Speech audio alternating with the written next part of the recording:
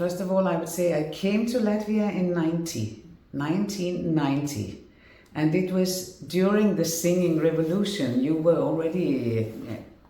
had already had the biggest emotional, fantastic event with the Baltic Way, which was something incredible and absolutely unique in history at all. No revolutions have been unbloody like this and connecting 2 million peoples in that way. So when I came, I experienced the very, very big need of independence, freedom, democracy, and you had been going step by step, and I watched these steps, always with a bit of anxiety, but doing them together, and you were standing together, and that to me was the clue of the Latvian singing revolution. It was great to experience. I wish we could be together like that, in the same emotional and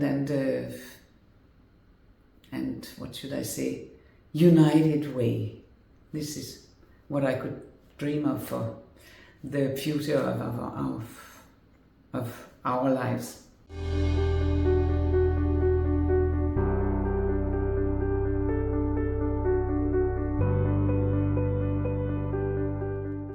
I think it's probably more or less like it was at that time, that Latvians have been living under the Soviet Union, and therefore longing so much more for the democracy and for freedom and independence, and getting it, you are really, really struggling to keep it.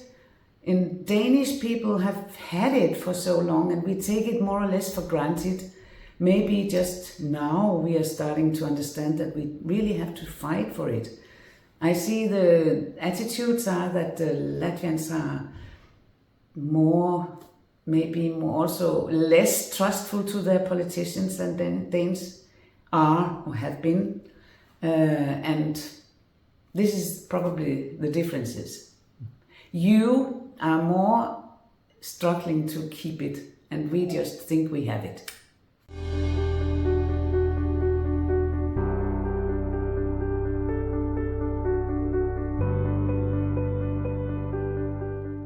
Culture is working in another dimension than politics and society.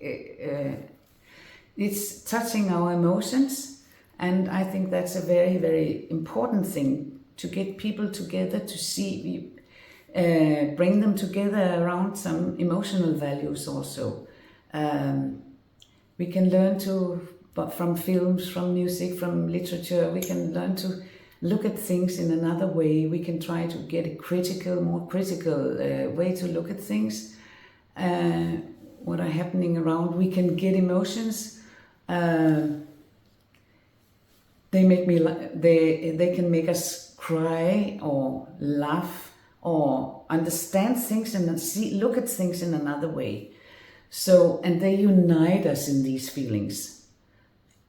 It can be the biggest example again is the Baltic Way, I would say, and then also your Latvian song festivals, which is what I also told when I said I've learned about culture from you, how to stand together so united and be, yes, totally united in a big cultural event.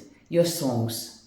We have had something about that in Denmark also, when we had, after the war, during the occupation of Denmark, we also had coming together and singing together.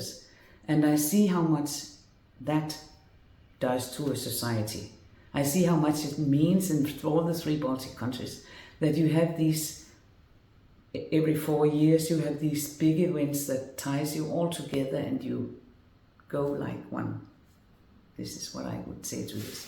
That was just about having experienced how you stand together, shoulder by shoulder, thousands of people and sing. Because it's not only those 20,000 on the stage, it's also the 50,000 in the audience and the rest of the country sitting there. You're totally together. This is what I think was a fantastic experience for me.